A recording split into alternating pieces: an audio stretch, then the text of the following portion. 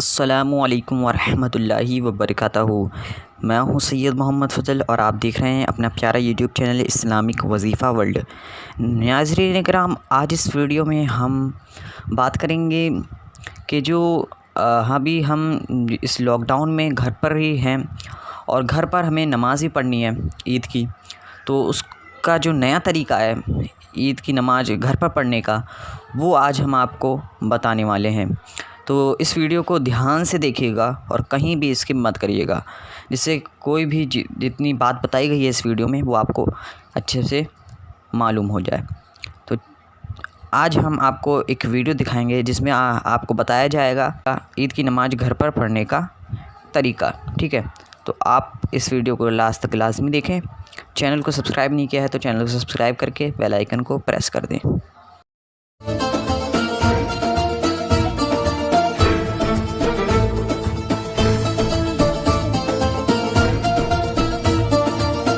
عید کے دن lock down میں ہمیں کیسے نماز ادا کرنی ہے۔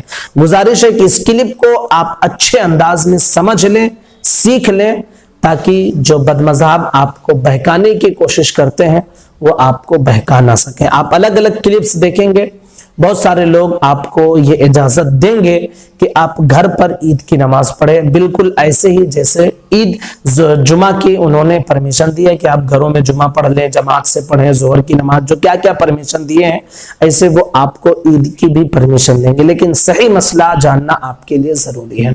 سب سے پہلی چیز آپ یہ سمجھ لیجئے کہ عید کے لیے جو شرطیں ہیں وہ تمام وہی شرطیں ہیں جو جمعہ کے لیے ہیں، سوائے خطبہ کے۔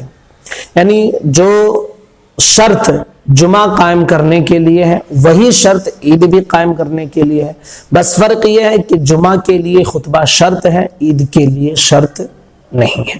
یہ ایک فرق ہے۔ دوسری چیز آپ یہ سمجھ لیجئے کہ ہماری اور آپ کی سب کی یہ امید بدھی ہوئی ہے کہ اگر مسجد کھلی ہوتی یا عیدگاہ کھلے ہوتے، ہمیں پرمیشن ہوتا تو ہم ضرور وہاں جا کر عید کی نماز ادا کرتے ہیں۔ یہ ہماری نیت ہے۔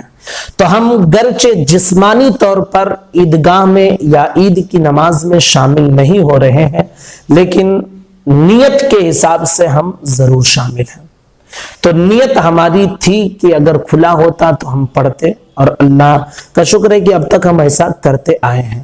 تو انشاءاللہ رب کی ذات پاک سے امید ہے کہ اس نیت کا ثواب ضرور میرا رب ہم سب کو عطا فرمائے گا۔ تیسری چیز آپ یہ سمجھیں کہ جس طرح جمعہ کی نماز 5 لوگوں کے پرمیشن کے ساتھ گورنمنٹ کے لوگ مسجد میں 4-5 لوگ مل کر جمعہ کی نماز ادا کر رہے ہیں، اگر اتنی ہی پرمیشن عید کی نماز کے لیے بھی رہتی ہے، جیسا کہ ظاہر یہی ہے کہ اس سے زیادہ نہیں ہوگی، تو وہی لوگ صرف اور صرف عید کی نماز مسجد میں جماعت کے ساتھ ادا کریں گے، اور ان کے علاوہ جو اور لوگ ہیں وہ گھروں میں ہرگز عید کی جماعت قائم نہیں کریں گے، نہ جماعت کے ساتھ عید کی نماز پڑھیں گے، نہ تنہا عید کی نماز پڑھیں گے۔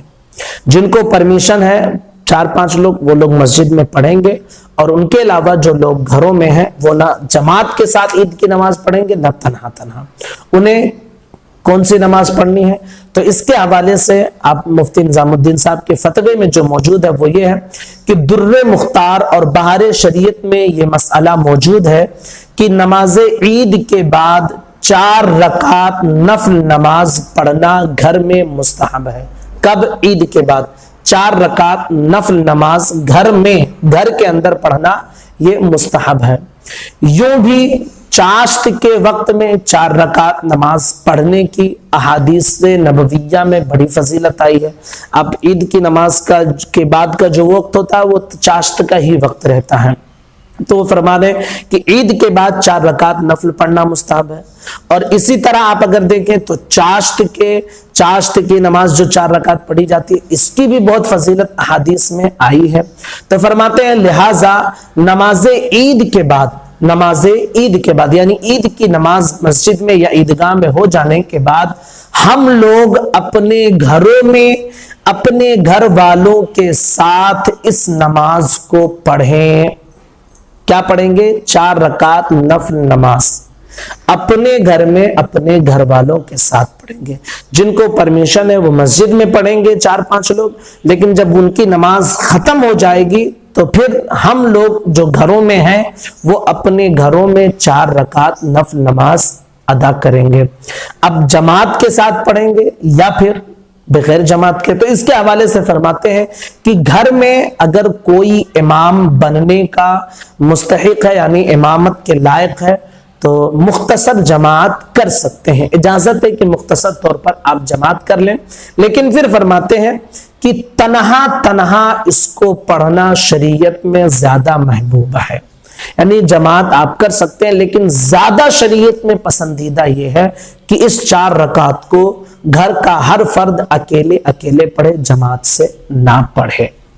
ठीक है, तो ईद के नमाज हमें जो है जिनको परमिशन है वो लोग मस्जिद में अदा करेंगे, और जिनको नहीं है तो हरगिज़ हरगिज़ मस्जिद या ईदगाह में जाने की कोशिश ना करें, ना अपने घरों में जमात कायम करें, ना जो है मतलब तन्हा तन्हा ईद की नमाज करें, बल्कि क्या पढ़ेंगे हम? ईद की नमाज खत्म हो जाने के बाद 4 रकात नफल नमाज हम पढ़ेंगे। फिर फरमाते हैं कि यह भी इख्तियार है कि आप अपने घर में 2 ही रकात न पढ़ें, यानी 2 रकात सिर्फ अगर आप पढ़ेंगे तो भी इसमें कोई हर्ज नहीं है, ये भी मंदूब है, बेहतर है। लेकिन 2 रकात के मुकाबिल में 4 रकात का सवाब बहरहाल ज्यादा है, यानी आप 2 रकात पढ़ें तो 2 रकात का सवाब मिलेगा, लेकिन अगर आप 4 पढ़ते हैं तो उसका सवाब ज्यादा रहेगा। हदीस मुबारका इब्न माजा की एक हदीस है जो हजरत अबू सईद खुदरी से मरवी है। फरमाते हैं कि नमाज ईद से पहले हुजूर सल्लल्लाहु तआला अलैहि वसल्लम ईदगाह में कोई नमाज ना पढ़ते थे, जब आप घर आ जाते तो 2 रकात नमाज पढ़ते थे। तो चाहे आप 2 रकात पढ़ें ये भी बेहतर है, हदीस से साबित है, और 4 रकात अगर आप पढ़ें तो ये भी बेहतर है, हदीस से साबित है। चाश्त का वक्त रहता है तो आप 2 रकात भी पढ़ सकते हैं, 4 रकात भी जमात के साथ पढ़ तो सकते हैं, लेकिन बेहतर है कि तन्हा तन्हा पढ़ें।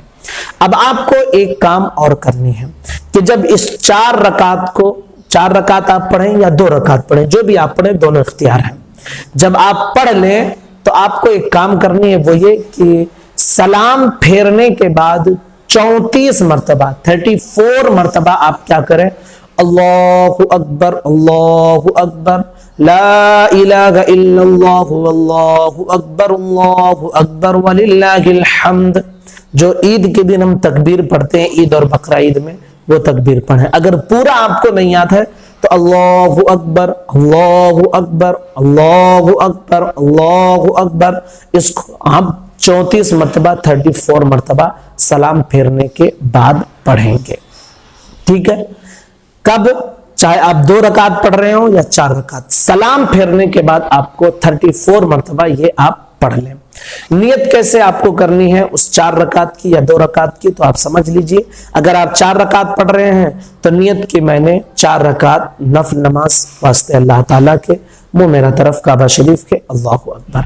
2 रकात पढ़ रहे हैं तो नियत की मैंने 2 रकात नफल नमाज वास्ते अल्लाह ताला के, मुंह मेरा तरफ काबा शरीफ के, अल्लाहु अकबर। ये जबान से कहना मुस्तहब है, अगर आप दिल में इसका इरादा कर लें तो भी आपकी नमाज हो जाएगी।